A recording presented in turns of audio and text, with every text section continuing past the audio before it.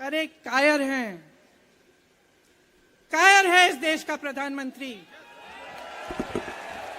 लगा दो केस मुझ पर, लगा दो केस मुझ पर, जेल ले जाओ मुझे भी, लेकिन सच्चाई ये है कि इस देश का प्रधानमंत्री कायर है। इस देश के लोकतंत्र को मेरे परिवार के खून ने सींचा है। और जो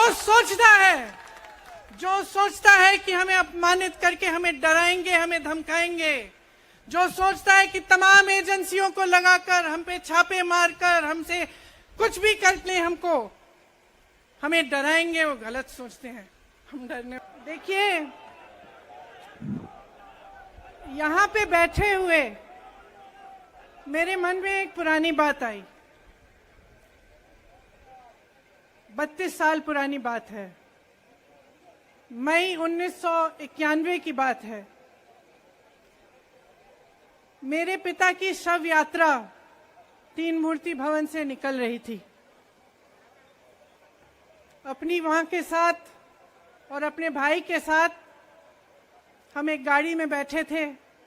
सामने भारतीय सेना की एक ट्रक थी, फूलों से लदी हुई थी। उसके ऊपर मेरे पिताजी का शव था।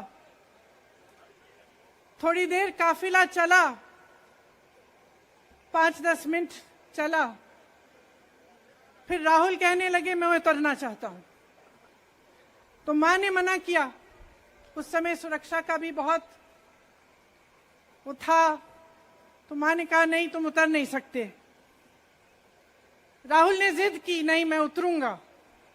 मैंने मां से कहा मां उतरने दो। राहुल गाड़ी से उतरा,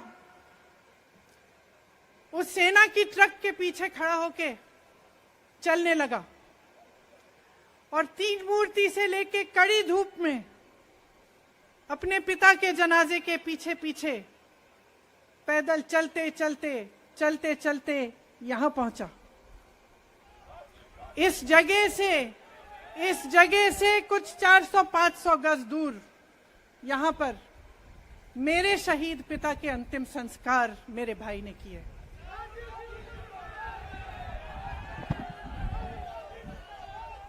सुनिए, वो चित्र मेरे दिमाग में अभी भी है, मेरे मन में है। मेरे पिता का शव इस तिरंगे झंडे में लपेटा गया था। इस तिरंगे के नीचे मेरे पिता का शव था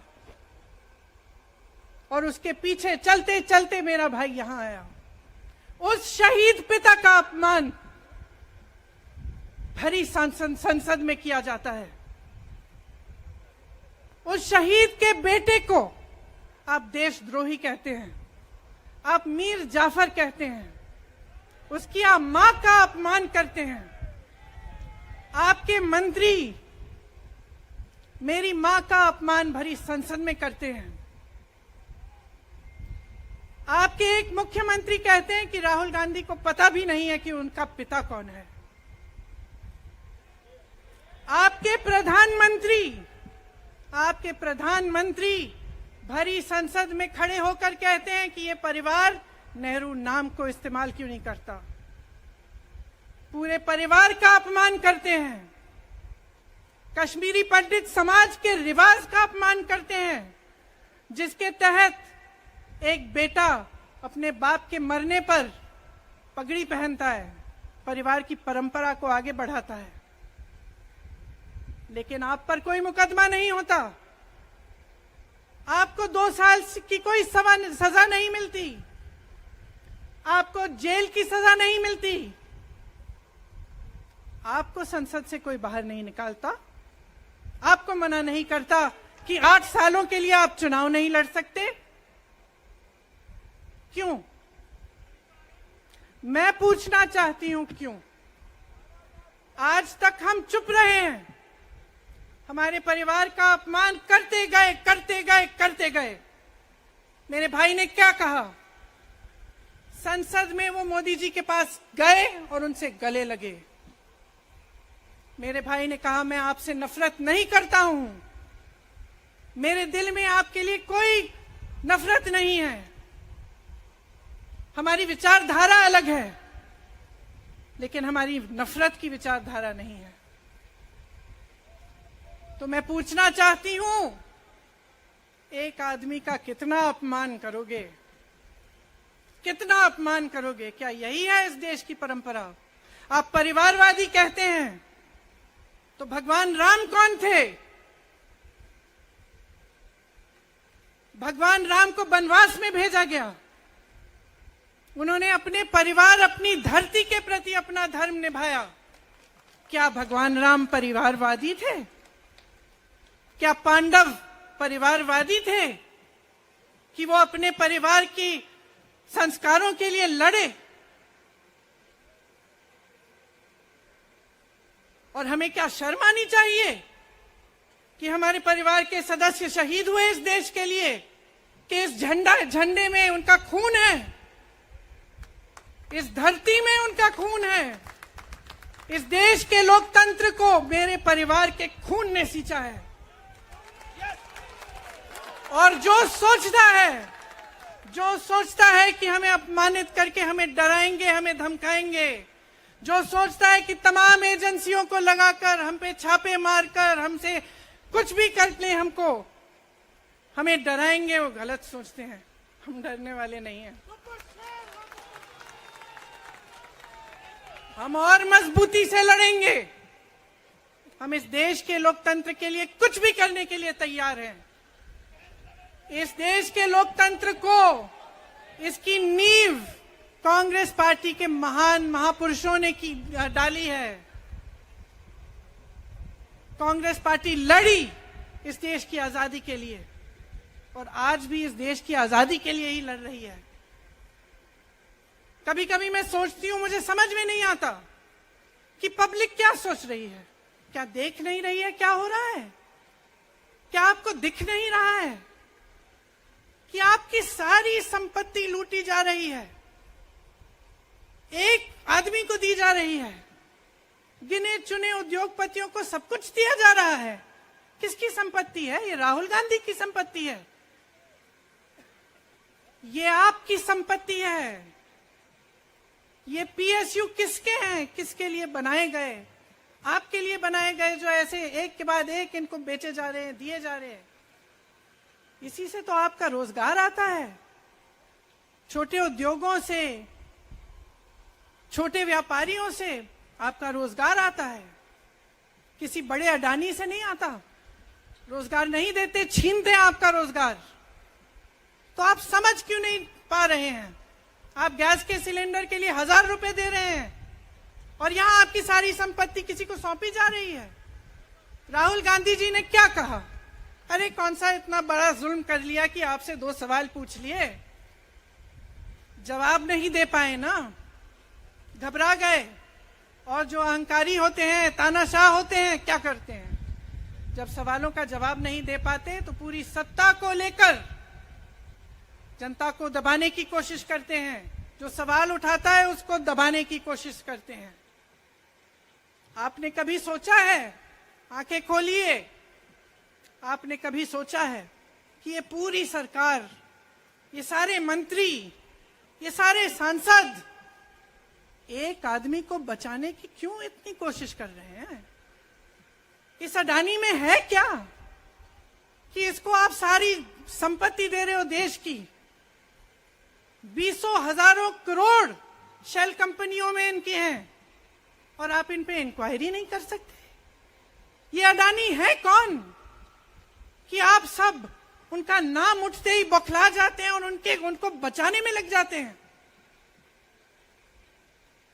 देखिए, आप इस देश के देशवासी हैं, ये देश आपका है, ये लड़ाई आपकी है। आज तमाम नौजवान बेरोजगार क्यों हैं? हम इश्तेहार तो देख रहे हैं, होर्डिंग देख रहे हैं, मदर ऑफ डेमोक्रेसी लिखा है, कहते हैं कि हमारी अर्थव्यवस्था बहुत तेजी से आगे बढ़ रही है, तो इतने नौजवान बेरोजगार क्यों हैं? तो जहां जहां हम जाते हैं बेरोजगार नौजवान क्यों दिखते हैं? इतनी महंगाई क्यों है? इतनी महंगाई क्यों है? क्या आप इतने बड़े काम कर सकते हो लेकिन एक गैस सिलेंडर का दाम कम नहीं कर सकते?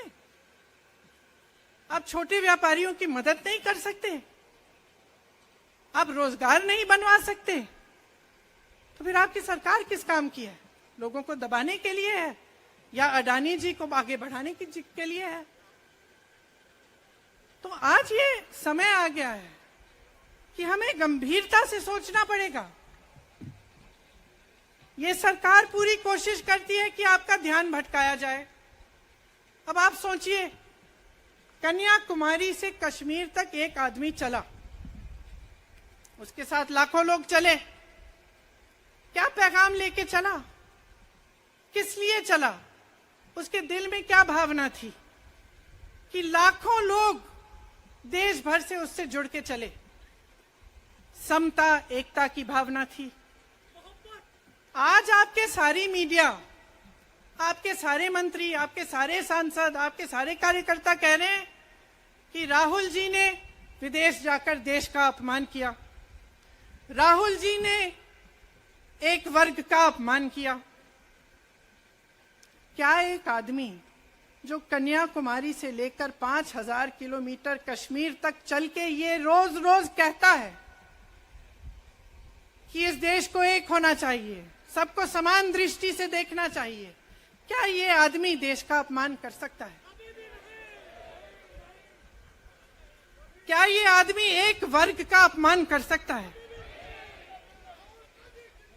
तो ये आदमी क्या कर रहा है? ये आपकी आवाज उठा रहा है। ये क्या कह रहा है?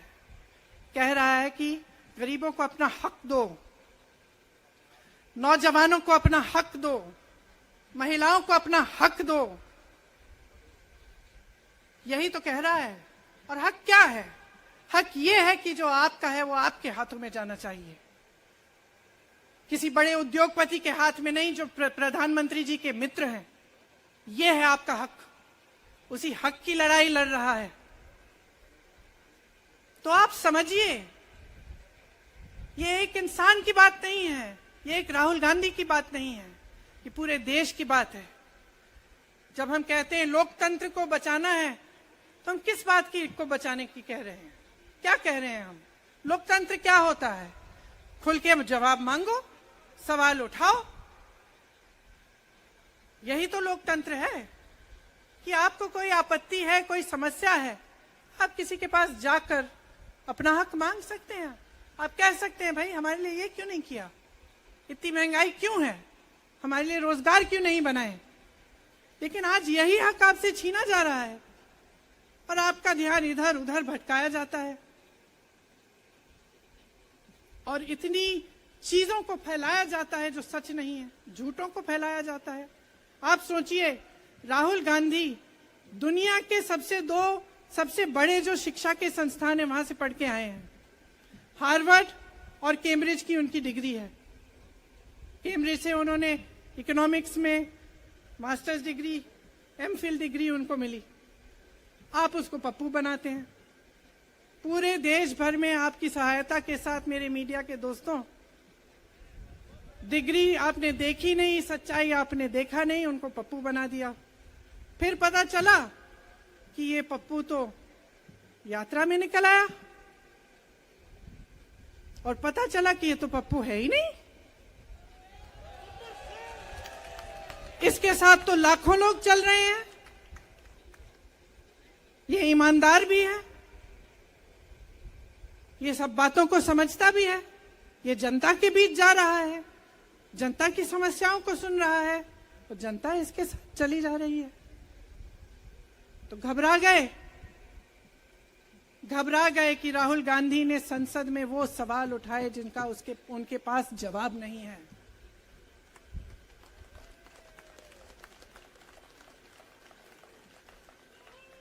क्या किया सुन लीजिए। एक तरफ से हंसी भी आती है कि एक आदमी को रोकने के लिए इतना सारा करना पड़ा। जिस आदमी ने राहुल जी के खिलाफ सूरत में कंप्लेंट लगाई, आपको मालूम है कि पिछले साल उसने खुद कचहरी में जाके बोला इस पे आप स्टे लगा दीजिए। 1 साल के लिए अपने ही केस पे स्टे लगवाया।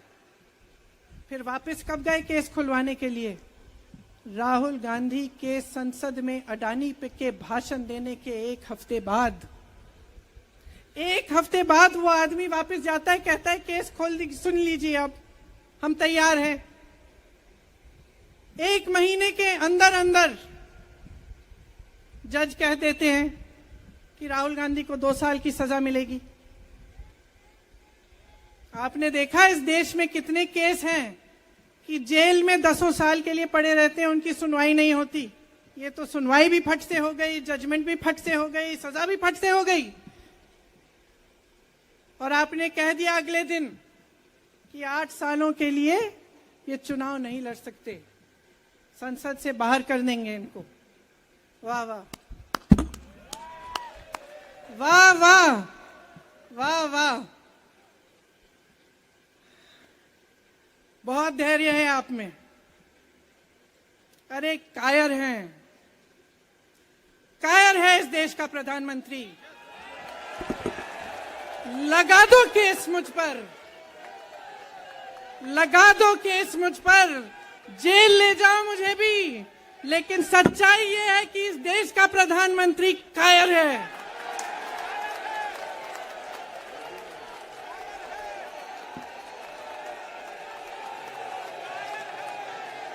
अपनी सत्ता के पीछे छुपा हुआ है, अहंकारी है, और इस देश की बहुत पुरानी परंपरा है, इस देश की बहुत पुरानी परंपरा है, हिंदू धर्म की पुरानी परंपरा है कि अहंकारी राजा को जनता जवाब देती है। और इस देश की बहुत पुरानी परंपरा है कि अहंकारी राजा को ये देश पहचानता है। मेरे परिवार ने मुझे एक चीज सिखाई है कि ये देश दिल से बोलता है और दिल से सुनता है। ये देश सच्चाई को पहचानता है, और मैं जानती हूं कि आज वो दिन है जब से सारा कुछ बदलने लगेगा।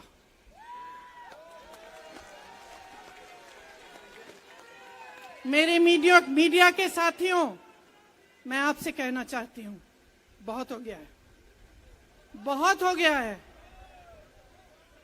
मैं जानती हूं आप पर कितना दबाव है, मैं जानती हूं कि आपको लाइन भेजी जाती है कि आज आपको ये कहना है, आज आपको ये लिखना है, लेकिन आपकी एक बहुत बड़ी जिम्मेदारी है। आज लोकतंत्र खतरे में है।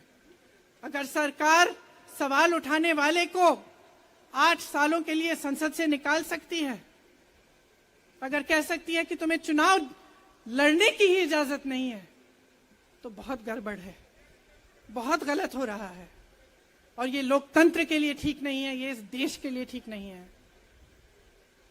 जब आप पत्रकार बने, शुरू में जब आप काम के लिए आए, तो आपके दिल में भी ये होगी बात कि देश के लिए मैं सच्चाई बोलूंगा, मैं सच्चाई बोलूंगी। आज आप बोल नहीं पा रहे हैं, हिम्मत करिए, खड़े हो जाइए आप भी। और जैसे खड़गे जी ने कहा कि तमाम पार्टियों ने आज अपनी आवाज उठाई है, उनका हम सब धन्यवाद देते हैं। और हम सबको एक होना पड़ेगा, इसलिए होना पड़ेगा क्योंकि आज ये देश खतरे में है। आज इस देश की सारी संपत्ति एक आदमी को सौंपी जा रही है, और उस आदमी को बचाने के लिए पूरी सरकार खड़ी हो जाती है। बहुत गलत हो रहा है। अगर आज मेरे भाइयों और बहनों आप इसको पहचान नहीं पाएंगे तो इस देश को बहुत खतरे में डाल देंगे। इसीलिए यहां खड़े हुए महात्मा गांधी जी की समाधि के कुछ ही गज दूर खड़े हुए मैं आपको याद दिलाती हूं कि कितनों ने इस देश के लिए अपना खून बहाया है, कितनों ने इस देश की धरती, इस देश की आजादी के लिए अपना खून बहाया है। ये अफसर हैं यहाँ तैनात खड़े हैं, इसी तरह से इनके भाई सरहद पे खड़े होते हैं हमारे लिए, आज भी अपना खून बहा रहे हैं। क्या इसके लिए? क्या अडानी जी के लिए? कि अपने देश के किसान के लिए, अपने देश के गरीब के लिए, अपने देश के छोटे व्यापारियों के लिए, महिलाओं के लिए, अपने बच्चों के भविष्य के लिए हम सब अपनी जान देने के लिए तैयार हैं। तो मैं आपसे आग्रह करती हूं, मेरे देशवासियों, आंखें खोल लो, समय आ गया है, डरो मत। राहुल गांधी के शब्दों में डरो मत। इनका सामना करने का समय आ गया है। एकजुट हो जाओ, सामना करो, इस देश की सच्चाई को उभारो, इस देश की एकता को बनाए रखो और इस देश को आगे बढ़ाओ। जय हिंद, जय हिंद, जय हिंद।